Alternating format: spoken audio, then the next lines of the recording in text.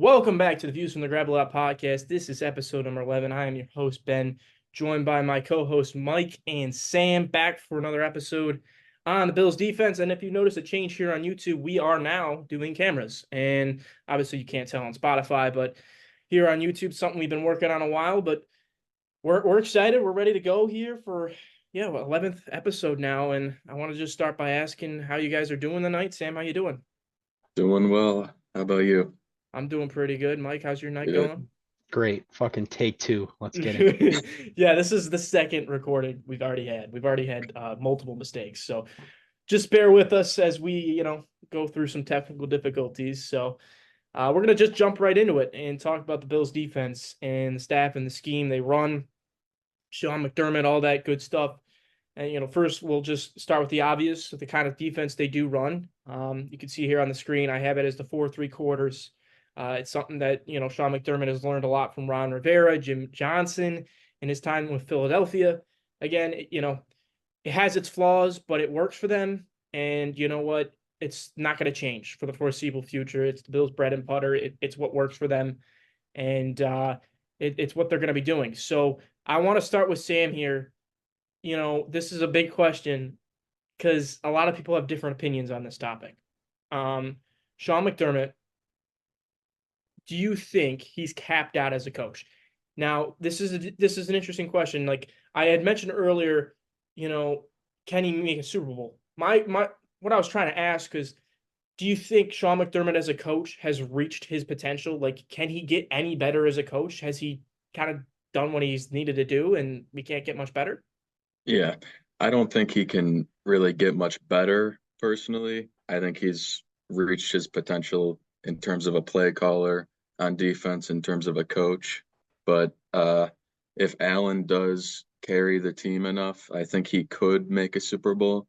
He wouldn't be the better coach in the Super Bowl, most likely, but I could see him potentially winning a Super Bowl here. It would take a lot to go his way, but yeah, it could happen.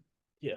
I don't go to Mike. If you've watched previous episodes or listened to previous episodes, you know what Mike thinks about this. He has a strong viewpoint on Sean McDermott. So I'll turn it over to you, Mike. Take two here. What do you think of Sean McDermott's potential as head coach? He's peaked. He's completely peaked. I feel like they could make a Super Bowl, sure. Could they win it with him at the helm? I wouldn't feel like super confident.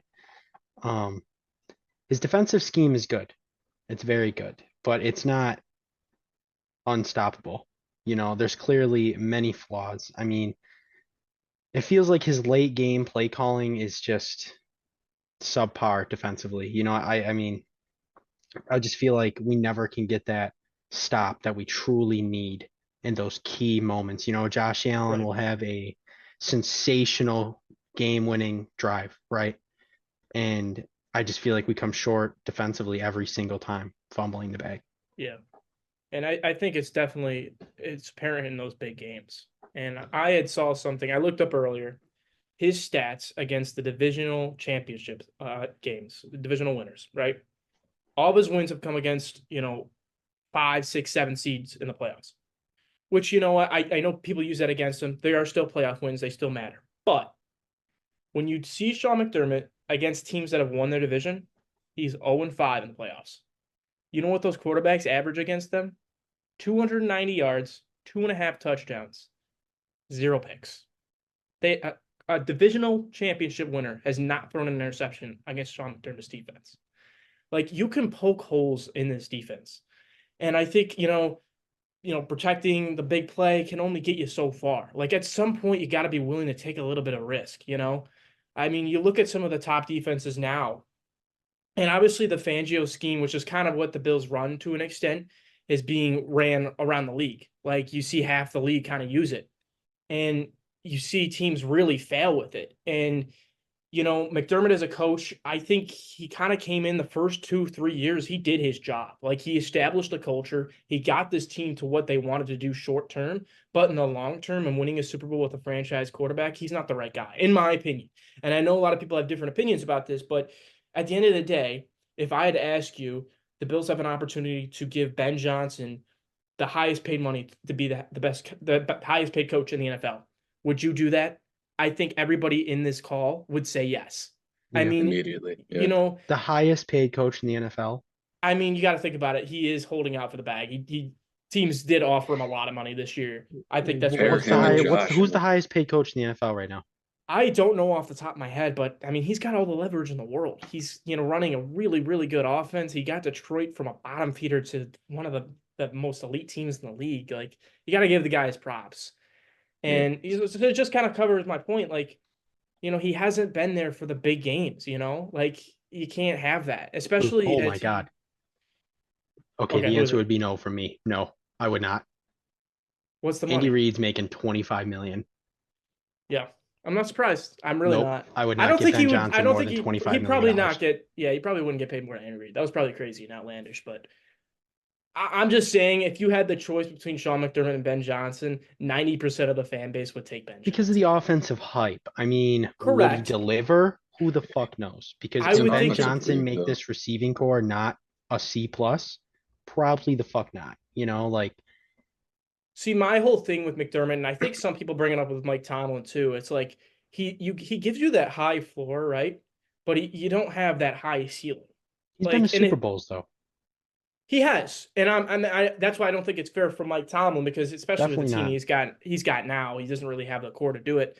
But I mean, with Sean McDermott, you have a franchise quarterback, top three quarterback, top two quarterback in the NFL, with loaded defenses over the years.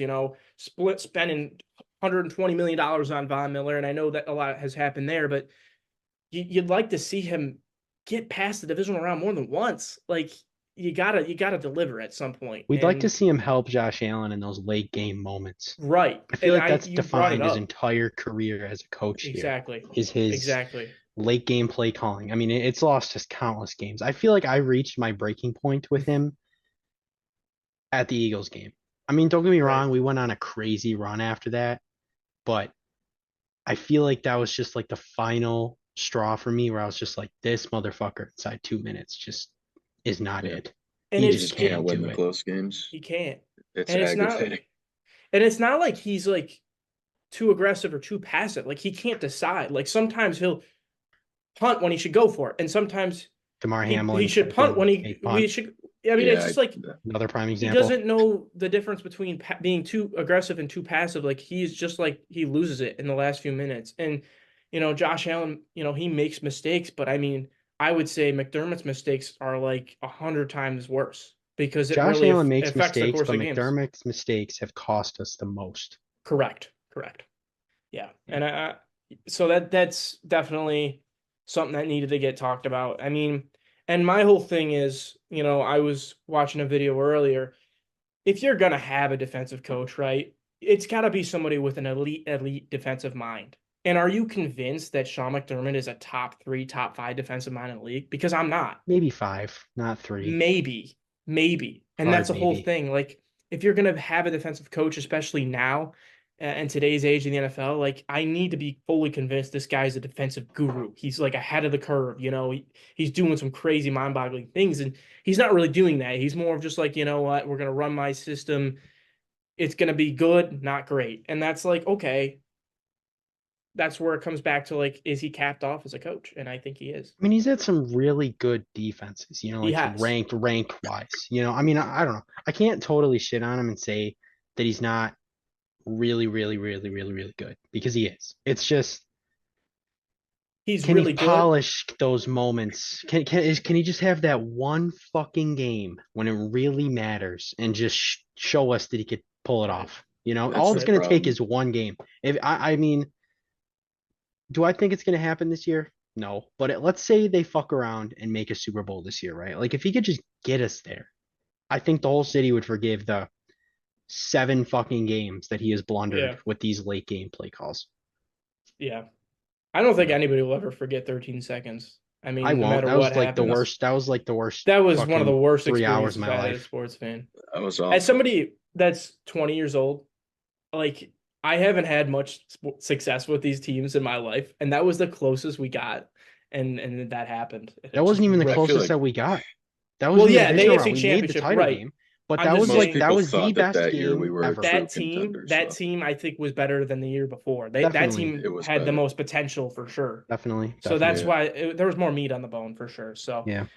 I think we talked about McDermott to exhaustion here. So we'll kind of move on to the big talking point of this offseason, which is the guys that have left.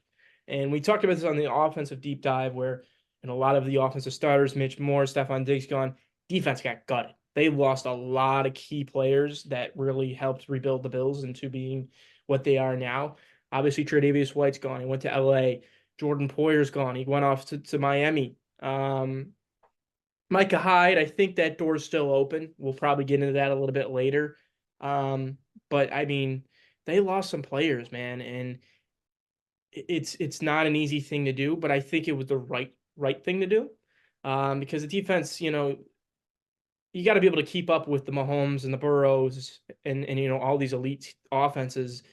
And if you're climbing up in age, you're going to only be able to do that for so long. So they had to bite the bullet eventually. And you know what? I was fine with it. The defense is still going to be good.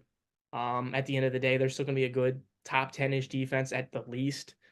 So I wanted to ask you guys now, with all those guys gone, it might be an obvious answer for some of you, but I'll start with Sam. Who do you think the face of the defense is now? I think it's obviously Matt Milano, personally. As soon as he gets back. I mean, other quarterbacks have talked about it, about our defense. He's the guy that you game plan for pretty much. And him and Bernard together, they're going to be asked to carry the defense this year, probably. We don't have, obviously, Poyer, Trey White are gone. They're going to have to step up to be leaders, Milano and Bernard. So, and I think the D line is lacking a little bit personally. So they're gonna really have to carry that front seven there. For sure. For sure. They're going to have a huge role. And Mike, do you agree with Sam? Yes, but the fact that the D line is still lacking after 5 fucking years of making that a primary focus is just fucking awful. It's It's tough. Spent just It's fucking tough. back-to-back awful. draft It's picks really tough. on them I mean, a couple years seriously, ago. we have spent so many resources on this defensive line for it to still be like just good that it's actually fucked up. Yeah, It's It's it actually is. fucked it's up. like I mean, we average have at put best right now. legitimately hundreds of millions of dollars. We have spent first round picks, second round picks, mid round picks, late round picks, you name it, depth signings, fucking bullshit veteran signings. We brought back fucking we brought back Shaq Lawson? fuck me. Yeah, Shaq Lawson. Another first round pick, granted, Rex Ryan, I'm pretty sure. Still didn't Yes. work out. Brought him back. Jordan Phillips. Literally every time he runs for a celebration, pulls his calf. Bring him back. We bring back everybody that it's terrible. It's It's yeah, Leonard actually it's Floyd fucked it's was up. our best literally one last year. He musical left. chairs. It's musical chairs. And that was kind of like it was doing that with the offensive line for a while now. Now they kind of got stabilized on that side of the ball, but man, like they just haven't figured it out. And for a team that has it, that's another thing. Like team has a defensive coach, he's supposed to elevate these guys. They're You know supposed to, what's crazy to me is if I'm not mistaken, didn't McDermott inherit a team with Jerry Hughes, Mario Williams, and Marcel Darius? no. So they had Darius, they traded him, but again, they had Kyle Williams still. Jerry Hughes, Kyle Williams, When you think Lorenzo about that Alexander defensive too, right? Lorenzo line, like Alexander. what Yeah. that was, it's like I mean, for where we are, it's like we completely flip-flopped, right. like we had a sensational defensive line and sensational run game. Mhm. Couldn't figure it out for years, but we figured out the quarterback, and it's like, man, I wish that just could have If matched if all at I feel once. like if that Yeah. that pass rush overlapped with the prime years of the I Poyer think we Hyde would have won a Super Bowl secondary, I think so too. Because like easily. who the hell is scoring on that Nobody, defense? nothing. If we have a legitimate elite pass rusher in Jordan Poyer and Micah Hyde's prime that can get you 10 plus, 11 plus sacks, They had three dudes that were just crazy, and they had and Kyle it Williams, it was in it they would definitely would have unstoppable. at least made the Would Super that Bowl, have I been think. the like? Would that have been a top five defense ever? No, that's insane. Not I think ever. that's absolutely crazy. Is it though? I It's think crazy. so, just because the Bills were never like dominant against elite teams. Like those defenses, like you think of the elite, the best But you're defenses ever. combining 80. the two greatest. It's hard because it's a hypothetical. You can't really, it's hard. Some people were mad at our hypotheticals last this episode, so I want to avoid it now. All right, well, if that's So, the case, yes, I think they'd be a top 5 defense of all time. okay. I mean, that's fair. It's your opinion. So, yeah. I mean, Matt Milano has got to be the face of defense. He's like, he's up there in age. I think he's either in his 30s or like close. He's If he got to isn't be early 29 or 30s. 30 He's now. 29 or early 30s, but I Yeah. mean, he's gonna be like the veteran of that defense. And I think, like Sam said, what he's tasked to do, what he's asked to do in that defense, like, He's 29. okay, right. So he's an older guy in that room on a defense that's getting way younger. Like, he is really important to the Bills' week to week game plan, and not only just to pass the run, like he does it all. Like, and now he's got Bernard next to him, who is the best linebacker he's ever played with in his life. I think that linebacker group is going to be insane this year. Is that a So shot at Tremaine Edmonds? may have Fuck been Tremaine. no. I'm not Trent, and I'm not Mike. I don't hate on Tremaine Evans because I always thought Tremaine was a fine player. He Fine, just He's had sure. good. some He's not he had some great. blunders, but I think Tremaine Tremaine I Edmonds think was was built like a overblown. literal fucking alien, and he can't pass protect. I mean, you're 6'5", You mean pass athletic rush? as he was. He can't. What? That You He's a just said pass went right through my protect. head. you said pass protect. That's what I mean. Yeah. Fucking. I'm sorry. I'm looking at fucking Terrell Bernard right now.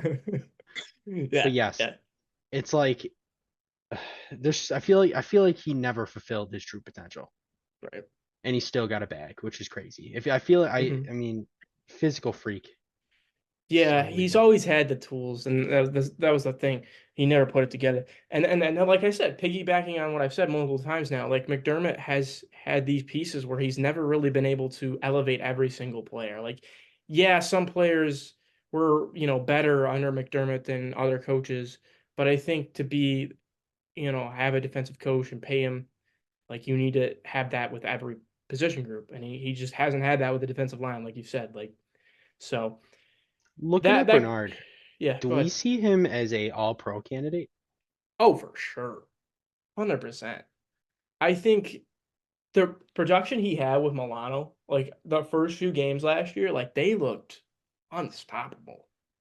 They were like he was They on were a pace to top have 3 duo for I sure. think he had like 3, 4 straight games with an interception or Mm-hmm. something. Like at Something that like that. rate, like forget about it. That's all pro. Like he's gonna get defensive player of the year votes if he kept up that pace last year. But yeah. Yeah. That'd be sick. I I'll move into the next topic because we've kind of already talked about each position group. So we'll go into D line now. And so this is a very fascinating group. And obviously, the Bills defensive line, like we've mentioned, has been always been very average. Like that's just what sums up the Bills defensive line. And like Leonard Floyd, who was one of the biggest losses this offseason, had 9.5 sacks last year, I think, maybe more. Like that's a lot of sack production to replace, especially in house if you're gonna replace that. Um, I do like AJ Epinesa and Greg Russo. Don't get me wrong, but it's hard to replace those kind of numbers. And I don't always like sacks, but Leonard Floyd was a damn good pass rusher last year for the Bills, and he went to another contender for a reason, because they knew how good he is. So with that being said, there's an elephant in the room with this Bills defensive line group, and I don't know if you guys have seen the clips, seen the videos of him training, but Von Miller, he looks like he's saying, and everything Von Miller says, take with a grain of salt, because this guy absolutely spews nonsense all the time. But the knee looks good. So I'll start with Mike. Is there any way he can get to where he was? Maybe. I mean, if he can, this is it. Like I don't. I have a really hard time imagining Von Miller being able to be close like close to like peak Von Miller for anything longer than this season. If he can. I mean, he's coming from such a low point that I feel like even if he comes out this year and has 8 sacks, people are going to be thrilled, you know, because we're coming from literally nothing. Right. I don't know. I really hope that he can muster up something to give this defense a push because he's been on the team for what, 3 years now? This will Like be the coming third up. year. Yeah. Yep. I think this defense needs him the most this year, Right. For especially sure. with all the subtractions and the veteran presence. I feel like, you know, who better to withhold that leadership role, who has more experience, that pedigree, the pure talent than him. I Right. mean, I feel like he could take this defense to another level if he could be that guy He can definitely elevate the team ceiling overall. for If like sure. he has a good or even great season, we're talking about a team from being like, okay, I don't know, solid playoff team to being a legitimate contender again. Because if you have an elite Mhm. pass rusher, no matter who you are, it's going to help you tremendously in today's age with how good these quarterbacks is. If you got a guy that can get him on the ground and for a few plays or so, like is just absolutely disrupting, which we saw in that first year, like how we saw a really, really good Bills pass rush before he went Eight down. Like sacks first year. I know we're talking about like how the Bills pass rush have been always average, but when he was before he went down with an injury, that was a good group, like a really solid group. So Sam, are you in agreement here? Like, do you think there's any chance that he can get back to where he was? I'm kind of with Mike on it. I hope he does. I think I think there's a slim chance personally that he would get back there, but we desperately need it on the D line. If Rousseau and Epineza are the starters, we might be cooked Yeah, already. yeah, I don't know with Rousseau. Rousseau shows like some crazy flashes. yeah. Yeah, That was he's just actually inconsistent. the next thing I was going to talk about was, Greg Rousseau, who was drafted as this physical freak, much like Jermaine Edmonds we talked about. Just all the physical tools, super crazy long arms, because he's called Groot for a reason.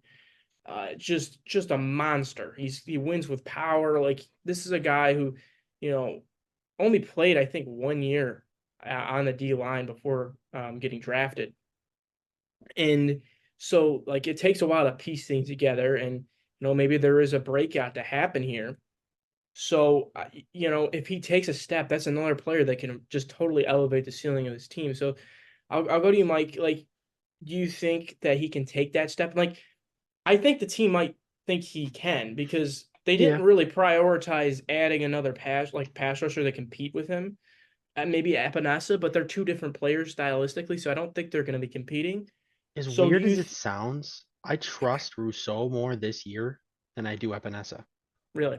I really do. I feel the jury's out with me on Epinesa because he got his money to an Hmm. extent. Like, is he still going to have that same drive? But to be fair, Epinesa only had 6.5 sacks last year. Rousseau had 5, and we look at Epinesa like he had a nice year.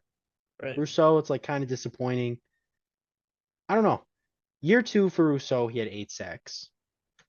Kind of expected some progression there. Okay, we're on to something. Comes out Hmm. 5 sacks.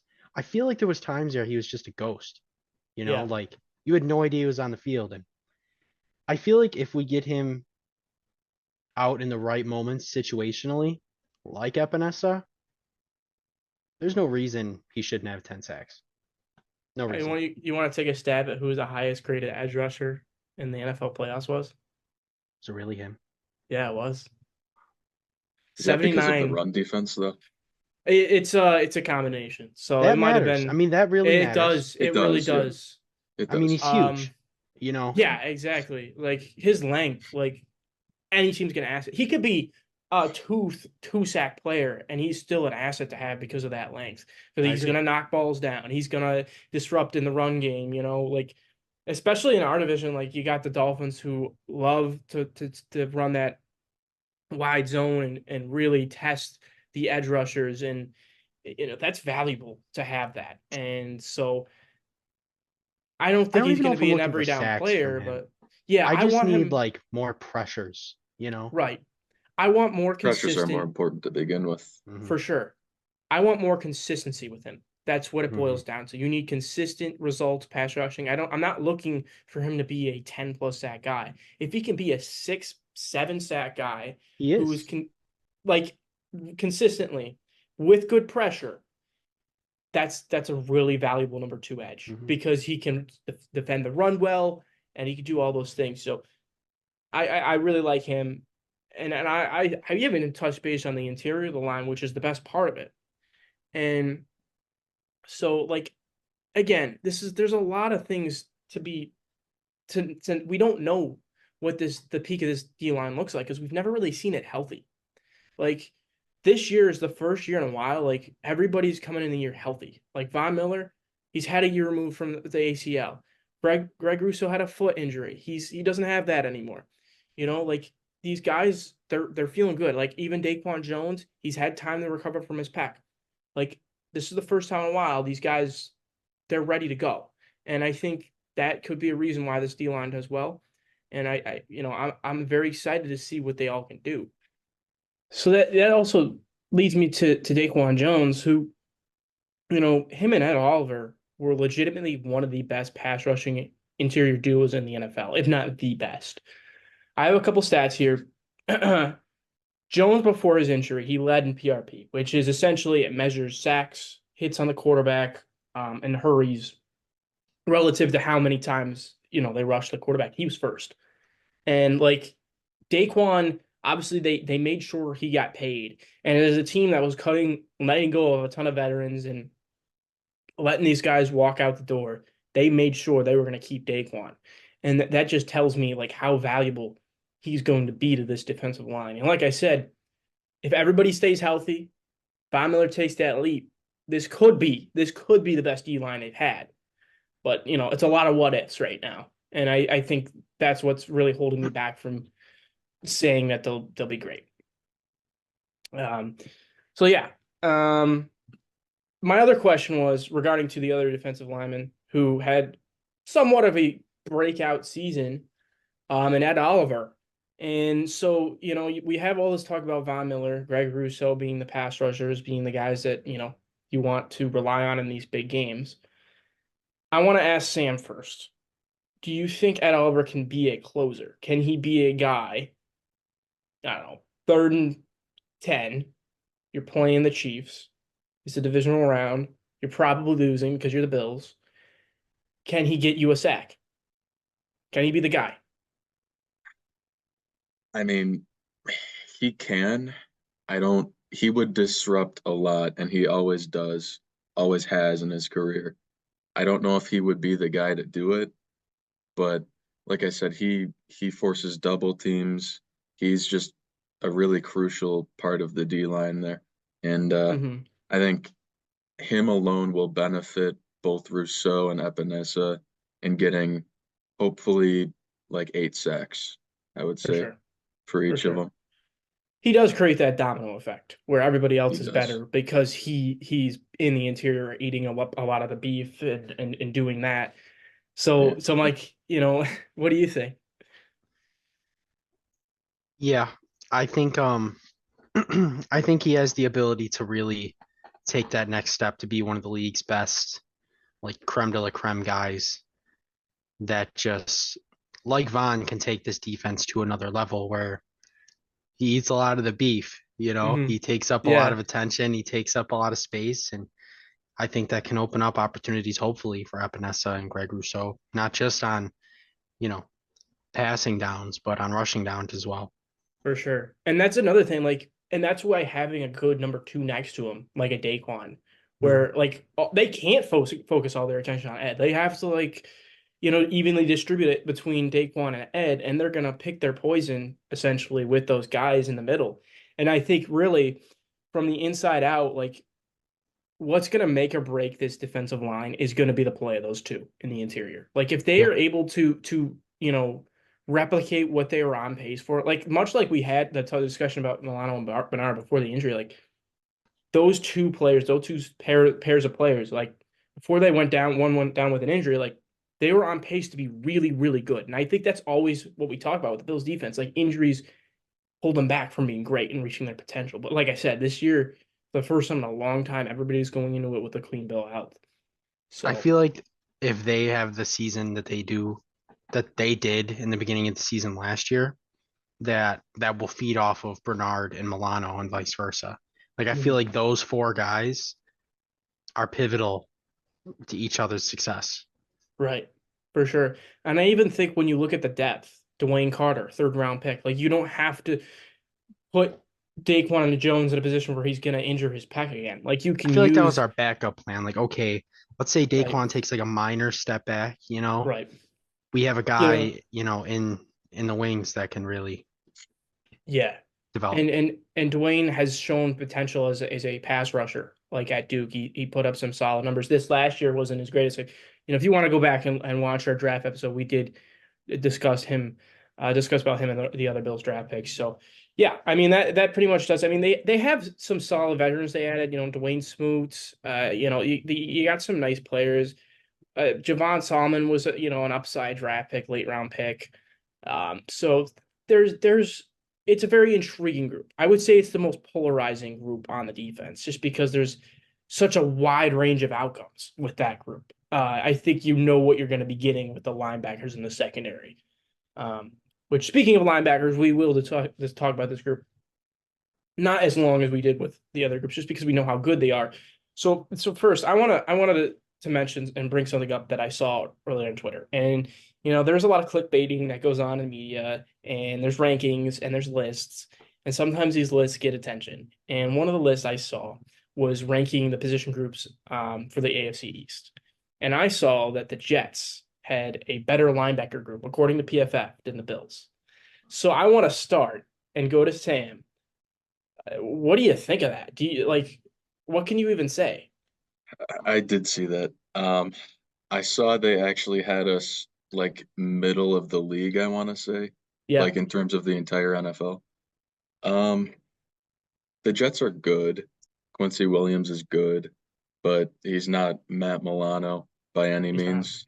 I mean, So, and who else do they have? Mosley, Jermaine I yeah, CJ Sherwood guess. or Mosley. Jamie Mosley. Sherwood. Mosley has been inconsistent for a while now, I would say. I Hmm. mean, I don't know. As a duo, Milano and Mosley Bernard are just also miles has clear for me. some health things that usually pop Yeah, up for him. Mosley's been consistently great, but I feel like for me, it's been the health with him. Yeah, yeah, that's the biggest thing, health, like yeah, staying it's true. healthy. But I think like When he's healthy, he's a dog. he really is. But I think like if you're like saying the Jets have been better, like okay, are you saying that Quincy Williams is a better linebacker than Matt Milano because he's had what one good year versus Matt's like six? Like it's Yeah. not fair. All these Maybe we're places ignorant. are they're recency biased for sure. Maybe we're ignorant with the injury talk with CJ Mosley. CJ Mosley might just be a dog. He might be. No, I think He's I only been think hurt one season. this Every is other season, he's either played the full season or missed like one game. this is a thing though So with the Jets. And I don't want to knock them because I don't want to get in that whole discussion where we go down a rabbit hole and start, shit talking, a I can't rival. fucking. Never mind. Yeah, don't. I don't want to go down that rabbit hole. But I will say this is not a knock to the Jets. I think their linebackers are really good.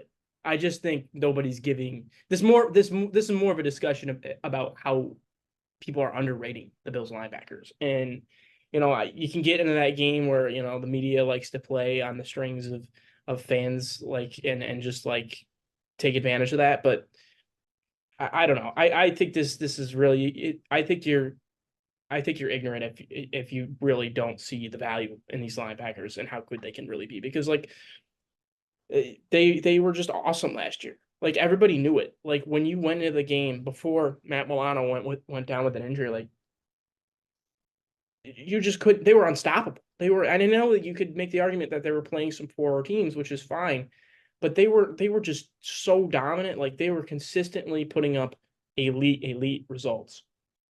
This Jets So defense is really good. it That is. London game was a It's very good. huge game changer for the It defense. was. It really. It basically determined the fate of the season. Yeah, Like, and It and did. it's It funny did. because they still fit. They still got the second seed, which is absolutely mind-boggling to me. it's But crazy. Yeah, like if they leave that game healthy, we're probably the one seed. I Maybe. would I would say we I think have we're a more of a chance. threat. Maybe we're the one what seed, yeah, was because we don't.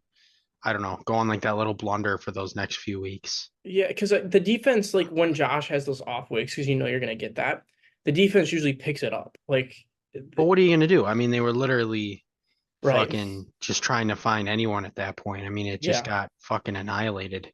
in like And a that's the 3 week thing. span. That's the thing. Like the Chiefs playoff game, they were trotting out a spineless defense. Like AJ Klein Yeah. was just not doing it. I It was mean, painful to watch him. it was horrible. And that's what the Chiefs they just took advantage of it all game long. Andy Reid didn't change up What are anything. you gonna do? They I didn't do mean, anything fancy. That's the thing. And there's you know nothing you what? can do about it, you know? You know what they did do? They added depth, and that's the good thing. Like you Mm. can now sit comfortably knowing that you have not Tyler Matakevich as your backup. And they have Milano, Bernard.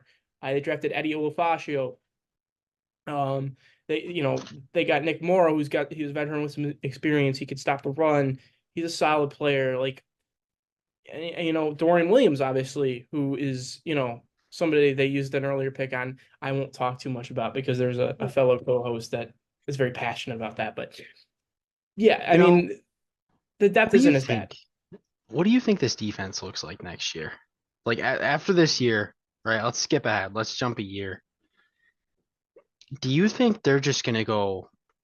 They're about to have a more money than they've had in a good amount of time after Mhm. this year. I truly wonder what their game plan is going to be for that. Like are they going to look at it as the end of the season this year, like what we need, or are they going to stick to like a structural game plan of like, okay, almost like a Kevin Adams approach, not to, you Don't know, even bring that name but up. like where it's like, okay, we want guys that want to be here.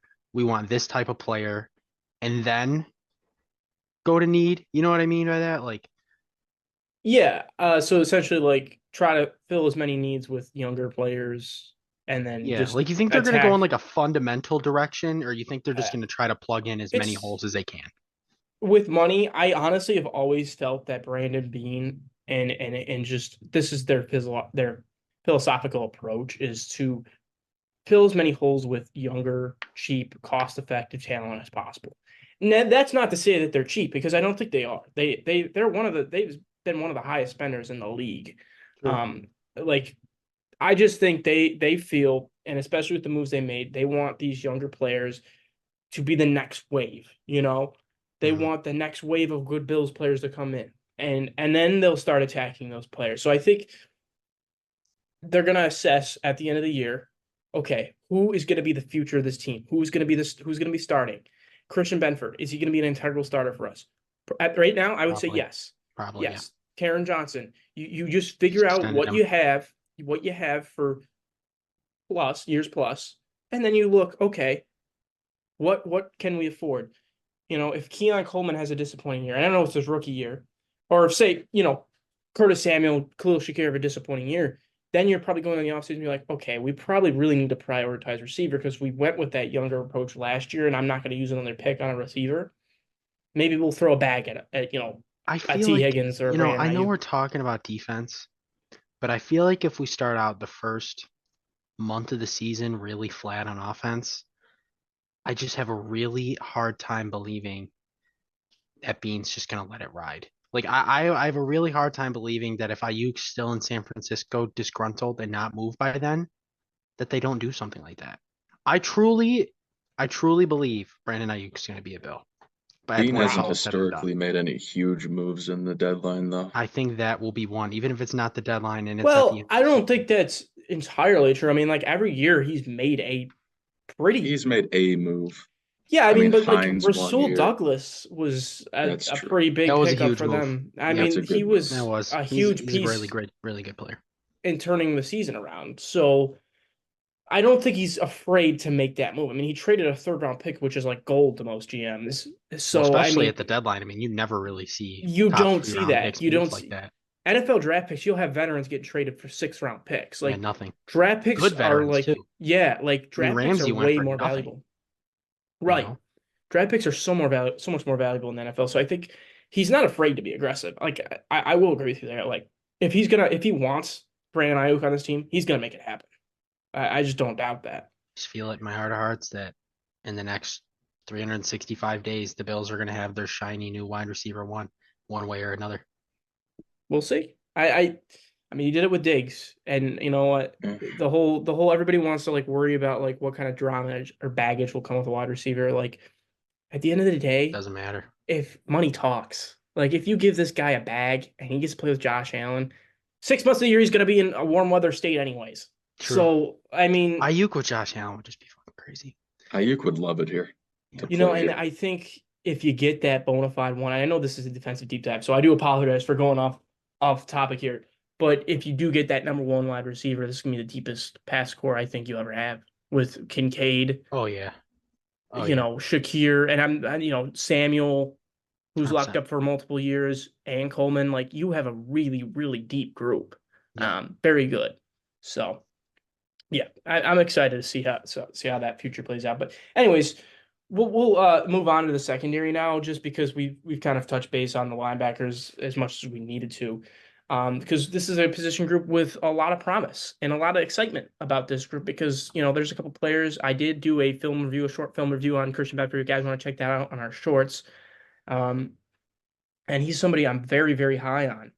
But there's somebody obviously that gets talked about. He was a former first round pick in Kyrie Elam. Like, do you guys think he can legitimately challenge? I know Rasul Douglas, he's on the last year of his contract. Do you think he can challenge for any of those spots, or is it pretty much just Douglas and Benford locked up? Yeah. Yeah. I think it's Douglas and Benford's job. I mean, I think Elam is good. Like, I feel like he has it in him to be good, and Mm-hmm. I feel like they just need to find a way to get him on the field one way or Right. another. I mean, I I don't feel know. like I feel like he could go to another team and be a superstar. Maybe not a He Really? has the superstar, but the I feel like he can physical be a really ability. good player. I He mean, Yeah, he's he had yeah. can flashes be. himself. You know, I I just just don't um, think think it's the right system here for it's him. not. It's not. He's not a zone he player. was always a man coverage corner, and that was the Right. thing. Like I'm like totally convinced they traded up to get McDuffie and they got leapfrogged by the Chiefs. I'm totally convinced Probably. because like Yeah. Kyrie Elam he wasn't worth trading up for. Like when No. you think about it, like they probably would have gotten him at the pick they were at. So I I think they need mean, to find a way to incorporate him one way or another. I mean, even if you just, I don't know. I mean, even if you find minor man schemes to put him in, mhm. where it's like the rest of the defense can be playing nickel, right? But Situational stuff. Yeah. right, let's say you have Elam on their number one guy, whoever that is. Let's say, I don't know, I'm just gonna throw a random ass team out there. Let's say you're playing like the Falcons, right? Put Elam one on one with Drake London, Hmm. you know? Put him in that man to man scenario and really let him show what he can be. Yeah. You got to give him a chance eventually. I I do think they're very hesitant in playing him, right? They've shown that, but like he's made huge plays in the playoffs, back-to-back years. The Big Dolphins time. game, huge interception.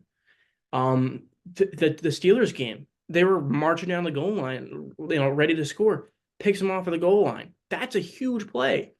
And even you go back to the regular season a couple years ago, against the Chiefs, he picks off Patrick Mahomes in the red zone, which nobody ever does. So like the guy makes plays. He's shown the promise, the potential, the flashes that he can be a good player. And I really think the role he's going to have this year is that not Christian Benford, sorry, Dane Jackson, backup boundary guy who's going to be plugged in and just a reliable depth piece. Because at this point in time, they gave up a third round pick for Douglas. Christian Benford's already gotten enough playing time to show that he's the guy they believe in a lot. And but I like Elam though, because this is a guy who a lot of people thought he's a bust, he's a terrible player. Like he's very mentally tough I don't to think just he's a bust. it's funny because I saw an interview earlier, like after the Steelers game when he had that pick, he said, I guess I'm a bust still. Like the guy's mentally tough. Like he doesn't care what happens. Like he still shows up and makes plays. So I think there's still room to grow for Kyler, and I still think he can be a very quality player for this team. Um, so yeah, I guess we'll kind of move towards the safety group, which has a lot of uncertainty right now. Um, I know we've talked about this briefly before, where we're not too confident in Mike Edwards and Taylor Rapp because there's a lot of unknown there. But yet again, Brandon Beane's been very good in the safety market. He's evaluated it very well. So, Mike, we've talked about this before. do you think Mike Hyde is coming back on this team in some way or form? Yes, I think he's just gonna skip training. Oh my God, do you hear the cat right now? Yeah, I'm sorry. It's okay. Guest appearance. Mac, relax. Okay. Yes, I think he will be back with this football team after training camp. I feel like he's at that point physically where he knows he's not willing to put himself through that. Maybe this will be it. Like maybe he'll come into it this year, preseason, play a couple snaps, get his body into game shape, and just Yeah. ride off into the sunset and have his Yeah. what do Send they off. call it? Yeah, Yeah. Yep. Sam, that's what I think. what do you think about a potential Micah Hyde reunion? Yeah, I think he could return too. I It would probably be smarter for him if it was towards the end of the season, the regular season though. Like kind of near the trade deadline, I'd think, Right. Yeah. more so than playing the whole year, but I wouldn't we'll like see. that because I feel like if the Yeah. group's gelling, do you really want to just throw him in that? Probably Yeah. not. But he I does mean, have a lot if of we're winning and the safeties are struggling, then maybe, but yeah. I think I don't know. if you're in a position where you're forced to play DeMar Hamlin at safety, you're gonna give Micah Hyde a call and be like, you know the Yeah. system. You're still, better than that. So come play safety for us. Like we know how injuries can absolutely just decimate this team because this team's had horrible injury luck. But I think he's a phone call away. I think he's just an injury away from being on the team. To be completely honest, like he's already stated, he's either going to be on the Bills or he's going to retire. So it's not like he's going to sign with I feel another like team. physically he should. I mean, his neck's been kind of fucked up Yeah, I was for going to years say now. like especially for his personal, health and safety, it would probably be the best choice. But again, he's got a lot of fire. He still wants that ring. You know, nobody's stopping him. Nobody's standing in his way, I should say. Yeah, So another safety I did want to talk about because we talked about Rapp and Edwards, they're pretty much penciled in as the starters, but they used the second round pick on for Cole now. Bishop. Correct. Cole Bishop, second round pick. We know how the Bills are with their rookies. They like to take their time, develop them. They'll ease them into the process, which a lot of people have their problems with that, but I personally don't mind it. They've had a very good hit rate on these rookies. They're going to use the same approach they've always used, and who's to say that's a bad idea? But Cole Bishop, man, I'm really telling you guys, like this player is really, really good. And he's a player, much like, Hyde, where you can do a lot of different things with. You can inch him closer to the box and have him involved in the run game. He can, match up against some receivers. He can match up against tight ends. Like a lot of versatility there that the Bills desperately needed at that position group.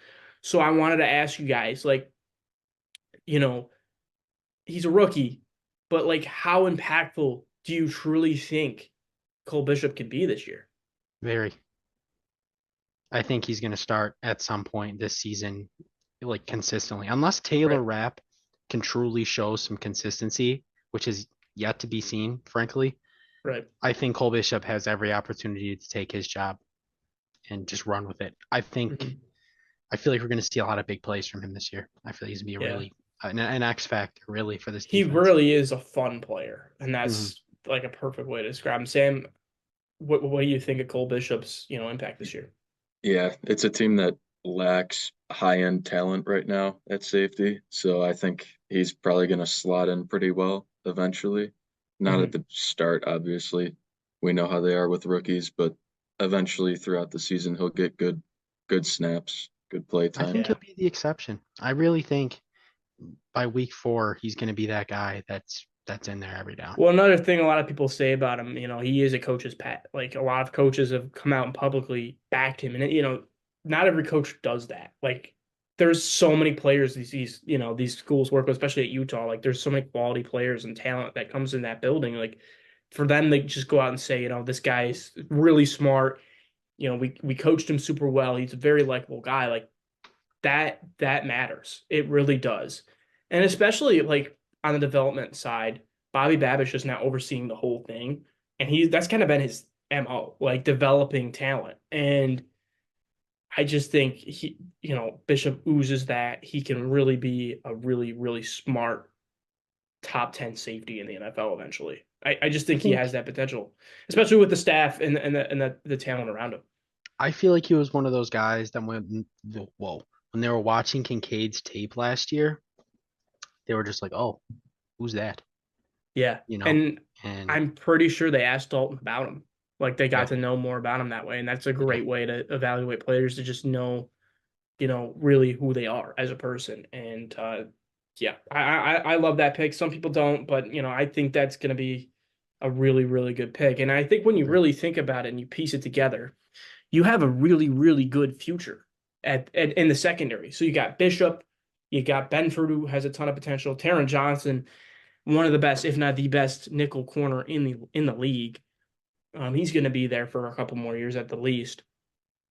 And Rasul Douglas, he's climbing up in age, but 1 year left. Like there's a lot to like there. And man, I just think there's a lot of promise with this secondary, and I think you guys would agree on that as well. Like this is a group that can still maybe not maintain the level of play we saw with Hyde and Poyer, but maybe maintain a really, really good standard of play.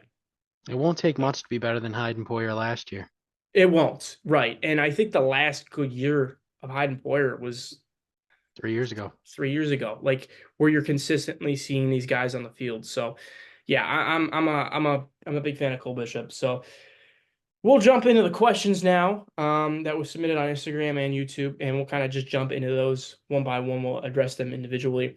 So yeah, so we're gonna start by going from Sky Bradley here. Sky says, "What's our biggest weakness going into the season?" And this, obviously on the defensive side of the ball. I'm gonna turn it over to Sam. Sam, what do you think the biggest weakness right now is? Edge rusher right now, Yeah, unless Vaughn picks up the pace, edge rusher for sure for me. I yeah. just don't think they have the production that the other positions have. Mm-hmm. Mike, I feel like that's a pretty standard answer, to be honest with you. To play devil's advocate, like let's say he's just talking about the team in general. mm-hmm. Personally, I think it's the special teams. Last year Yeah, there's been inconsistencies with the punter for a good amount of time now, and if Tyler right. Bass, you know, can turn into that guy that he was, I feel like that's our biggest hole, other than receiver on this team. Don't sleep on Jack Browning, UDFA punter. He's got a really good leg, It's better than and Matt Hawk. Bass is making some kicks with him. Everybody's better than that. Hawk is no longer on the team, so I I know. won't. I celebrated when I saw the Praise news God. that Matt Hawk No was. I don't more know why the booing when we fuck go they to even games, bothered to Sean. sign him for Yeah, fucking 2 months. Matt Hawk was the worst punter I've ever seen in my life. I If don't they know how needed that a guy body, I continues was to get signed. available. He's the Nathan Peterman of punters. That's what he is. You want a Um, 20-yard punt, That's he's your fucked up. guy. That is fucked up. I'm sorry. I'm sorry, Matt Hawk. If you ever see this, you probably won't. But I Yeah, hope he Nathan does see it. Peterman's the worst player in NFL history. I hope he Yeah. sees this. I hope he.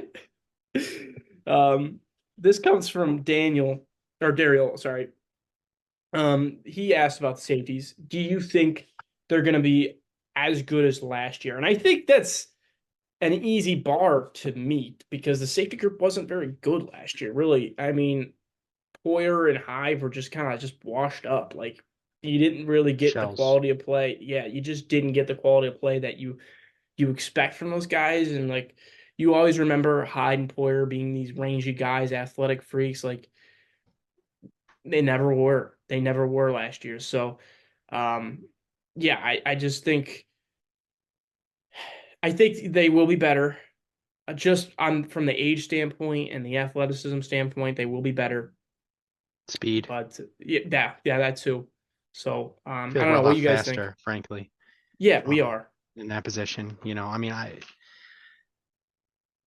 you were right. It's really not going to take much to be better than what they were last year. I mean, I feel like as long as they're not blowing coverages left and right and are completely dog shit in the run game, at worst, they'll be just as good, you Yeah, know? So, yeah, Yeah. and They just needed to get younger. yeah. You're also gonna remember Taylor Rapp won us the division. Like Mike Edwards makes crazy, he makes good plays on the ball. Like these are ball hawking players, and I think the biggest knock you can make on Poyer and Hyde in those later years is they weren't regularly taking the ball away. Like there was no fear factor to this defense on stealing the ball away. But I think Rapp and Edwards, they might be, less adequate in coverage and whatever, but at least they're going to make bigger plays, which is They're going what to you be mid. need. They're going to be mid. They really are. They are. And you know what? If they're anything more than that, I will be very, very happy. Mid's Yeah. better than bad. It really is. I mean, that's fine. I'm not expecting some superstar level talent on that part of the group. So yeah, that was another question. I'll go to the next one here. This comes from, let's see here. We got Lucas asking, we got a bunch of linebackers. Who's making the team and who isn't? It's a tough question to answer this early out because linebackers are very like special teams kind of performance based depth question. So a lot can happen in training camp or whatever. Milano, Bernard, Olafascio, Williams are locks, I would say. And then I think the rest are up in the air, Morrow and guys like that. So who do you guys got missing out on the 53? I think Deion Jones is going to get cut. Yeah, probably. I just don't think he's got it anymore. And he's really there to just mentor the young guys and push them, which is really, it's smart. It's smart to just have a guy there who's been like at the high end of the position. He's seen what he knows what it takes. He knows what it looks like to give that kind of mentorship to these younger guys. It's huge. I think they'll take Morrow over. I think Morrow's a lock for the roster, frankly. I'd be very surprised if he did. It'll be interesting. He was their first signing, so they obviously prioritized him early on. A lot of potential there. Spector will be a practice squatter, probably. I did forget about Spector. He is a special teams guy.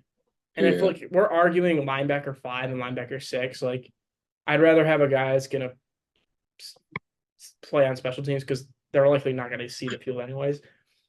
So that's where I stand. And yeah. Nicholas Morrow is going to start.